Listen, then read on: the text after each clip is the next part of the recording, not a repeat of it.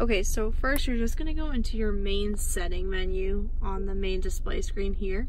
And in vehicle settings, you're just gonna go to clock adjustment and make sure it's on the manual setting. And then from there, you can just exit out of that screen. And you're gonna be focused on this top display here, which is controlled on your steering wheel by hitting the info button. So if I hit the info button, we're gonna change this display a couple times until I get to the main settings menu, which is up here. And you'll see it says push and hold info button for selection screen. So I'm gonna come back down here on the wheel, push and hold the info button until that changes. And there you can see it says time and date. So I wanna select that using the paddle on the lower left side of the wheel, which is down here. So that middle button is gonna be the selection. So because it's already highlighted on time and date, I'm gonna pull the EyeSight button towards me, and that selects time and date. And then I'm gonna select that again using the middle EyeSight switch.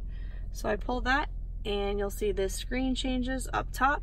So now I'm not gonna change the date, but I'm just gonna drop down to the time. So I'm gonna use the bottom arrow down on the wheel. So I'm gonna pull that, and it's gonna cycle through the different settings. And I want it on 12 hour, so I'm gonna leave that. And here is how I get to the hour. So again, I'm gonna pull and hold the EyeSight switch to select the hour. So I pull that towards me, and now it's gonna let me change the time just using the up and down arrows. And once I get to the correct time, I'm just gonna go ahead and use that EyeSight switch button.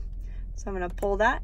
It's gonna lock in the time there, and then I can change the minutes if I want to, just by using the down arrow on the paddle.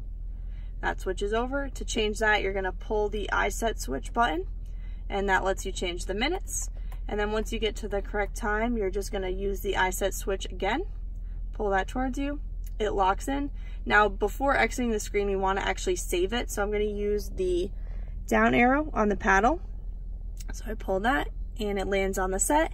And once the set is highlighted, we wanna select that again using the EyeSight switch. And as you can see, it says setting is complete. So that's how you change the clock. Now to get out of the screen, I'm just gonna use the down arrow where it says go back, select using the EyeSight switch. And to get out of this screen again, we're gonna use the down arrows, select go back with the EyeSight switch, and now we're back to the main screen. And if you wanna change your display that's showing right now, you can just go ahead and use the info button, and that's gonna change your top display there.